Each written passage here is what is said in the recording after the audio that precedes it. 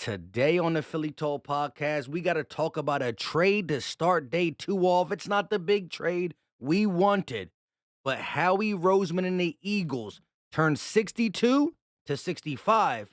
But we also got 188 and 230 from the Houston Texans, and both 65 and 66 are in. Let's talk about it. This is Philly Talk with Philly Mike. Talking sixes in the bird gang, that's I like. Competition, we ain't scared, yeah, that's what we like. Win or lose, you know we showing up and we gon' fight.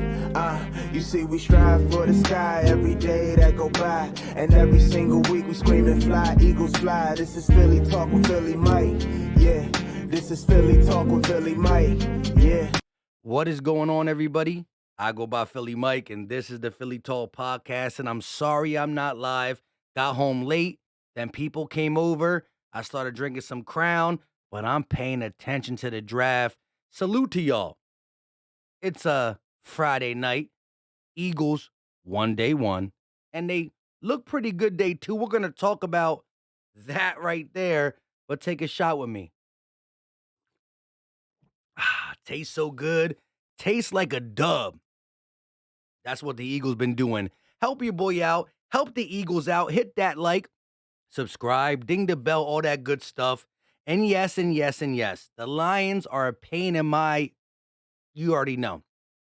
They took C.J. Gardner-Johnson and they draft Brian Branch. But it is what it is. Second best safety on the board, Sidney Brown and Eagle. Let's talk about it. Pick 65 and 66 is in for the Eagles. Offensive tackle Tyler Steen and safety Sidney Brown. Like I said on Twitter, I got to learn a little bit more about our new offensive tackle. Got some stuff on the phone right here. But Sidney Brown was my second rated safety in this whole draft. I like Antonio Johnson. I think Jordan Battle can do some things, but Sidney Brown is a baller, right? He's physical. He can do some of the things that Brian Branch does. Not as good as Brian Branch. I ain't going to cap on here, but he can play at the line of scrimmage. He's a very, very athletic player, so he can move around, do different things. He is best suited in zone coverage, but he can tackle, play at the line of scrimmage. He's not afraid to get handsy, violent hands at the line of scrimmage when he is playing man-to-man. If I had to pick on some of his weaknesses, eye discipline. Sometimes it gets beat on double moves, but he's a safety. He ain't going to be playing man-to-man coverage that much as a DB. He also sometimes gets out of his back pedal a little slow, which makes him lose leverage in deep ball threats, but he's young. We're going to work on this.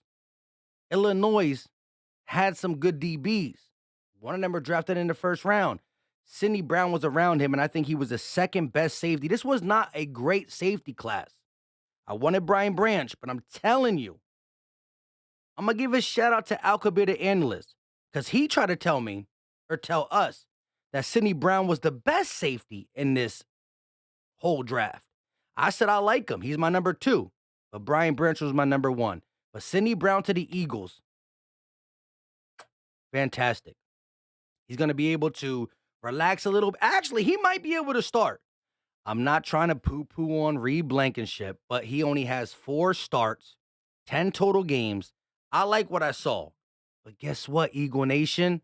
Iron sharpens iron. And we are not going to shy from that. We're not. If somebody's better, then they're better. If somebody ain't, then they ain't. It's as simple as that. Let me hear it. E-A-G-L-E-S, Eagles! Terrell Edmonds got his spot. I believe so. If he loses, he loses. At the end of the day, the best player got to play. But it's more competition for the room. Terrell Edmonds, Reed Blankenship. Now you got Sidney Brown, Kavon Wallace. You got the Evans dude from the Saints. We'll see what happens. But I love the style of play of Sidney Brown. I think he fits with the Eagles. Mind you, we got bookend cornerbacks. Maddox in the slot. Don't forget Bradbury and Slay. The pass rush just got super better. Let's not forget Nolan Smith and Jalen Carter added to the top D-line in the game. And we're going to be able to stop the run better. Jalen Carter, better at stopping the run than Hargrave. Edmonds, better at stopping the run than CJ Gardner-Johnson. CJ also said, one of the reasons I was so good this season is because Slay and Bradbury. So maybe Edmonds is better than what he did his last year at Pittsburgh. I don't know. We'll see. They didn't have TJ Watt. They weren't getting sacks like that. I'm just going to say that. Now, offensive tackle, Tyler Steen. I got to look up this stuff. His strengths reportedly, kudos to y'all, has strong, flexible core and the ability to absorb and anchor against a bull rush in pass protection. Does a nice job on the second level, moving upfield quickly and showing some flexibility and balance to land blocks in space. Cool. Now, again, he's not starting. He's going to come in and fight for that right guard spot. 1v1. Cam Jurgens, a true center, trying to play right guard. Tyler Steen, a tackle, trying to play right guard. The best man going to win. But anyways, let's get back to his things. Quick setting up after the snap, slides well to the outside, staying patient and balanced in his snap. Dips his shoulders and moves his feet to get outside. So he got great leverage in his the way he moves his body.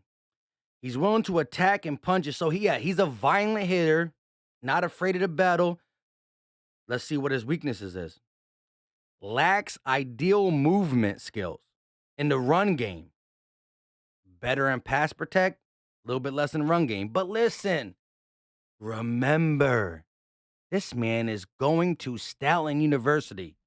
So he leaves one college and he gets another little mini college in training camp before he gets to the NFL. Jordan Mailata said on national TV, a Sunday night game, a Monday night game where the whole world was watching, where did Jordan Mailata go to college? He didn't. So he invented Stoutland University. This man took a rugby player and made him one of the best left tackles in the game. So at least Tyler Steen gets to visit Stoutland University before he ever has to even think about competing or suiting up as the right guard for the Philadelphia Eagles. But let's look at some of these weaknesses. As a pass protector, he gets caught reaching and lunges when matched up against quickness. So, looks to be a big, strong, physical guy. Them quick, shifty guys give him trouble, according to this. Last but not least, his physical gifts were enough to get by against college opponents. Again, I'm big, you're small. I'm strong, you're weak. I can manhandle you. Now, when the guys in the NFL are as strong as you and quick, how do you respond? You sign up for Stoutland University. You sign up for Stoutland University. Now, I could go here and find out Sidney Brown stuff, but like I said, I'm not saying I know everything, but I did look at him because he was my second-rated safety in this game. Average in man coverage. Eye discipline a little suspect in the fact that double moves don't normally break safeties, but if he gets matched up and gets hit with one, it could happen. He's not Jalen Mills, but I like how he tackles. He's physical. He's quick, athletic, plays better in zone coverage. And I'm not saying we're going to play a lot of zone, right? Hopefully we mix it up. But Sean Desai, maybe he plays more 3-4. We got the dogs to do it. Reddick and Nolan Smith. Anyways. Man coverage, zone coverage. He's better in zone, but I think we play a lot of zone. And I think that it's the same scheme as Gannon. The movements are different. We're going to disguise. We're going to show different. We're going to play multiple sets. The adjustments might be there where Gannon's adjustments weren't. And listen, I got to calm down for this. Might have to take a shot for this. Tomorrow's video after the draft is going to be about the Super Bowl. There's a report that came out about Gannon. Drop the muscle emoji in the chat. Just drop it, drop it, drop it, drop it. And let me know your thoughts on everything I spilled. I'm a little tipsy. I took a shot on the stream. I'm going to take one more to say this.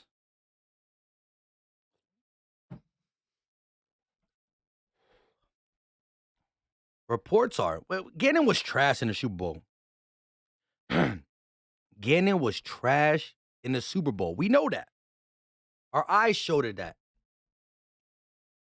But now there's a report like he really was kind of giddy after it. I'm not going to get too much into it. If you follow me on Twitter, I already talked about throwing hands. Just kidding.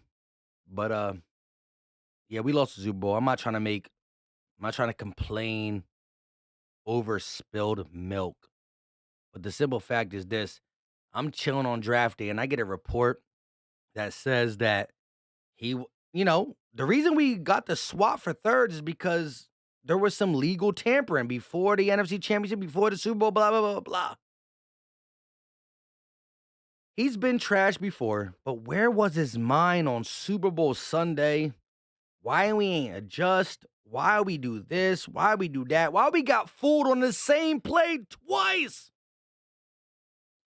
Gonna save it for the other video. Or I'm gonna say I don't believe it's fully true because in my tweet, if you follow me on Twitter, everybody wants to win. Everybody got competitive nature at this level. And winning the Super Bowl would have made his credentials to go to head coach better. So I won't say it's fully true, but when I read them words, sheesh. That's all that's left now in the cup. And listen, the cup wasn't big, but yes, your boy a little tipsy. It's what, 10 o'clock at night, family downstairs, text messages like, you said you will be downstairs sooner. So y'all know Mortal Kombat, finish him. Hope y'all enjoying your Friday night. Eagles, one day won by a landslide. Fighting to win day two. Until next time, y'all know what time it is. We out. Like, subscribe. I appreciate you.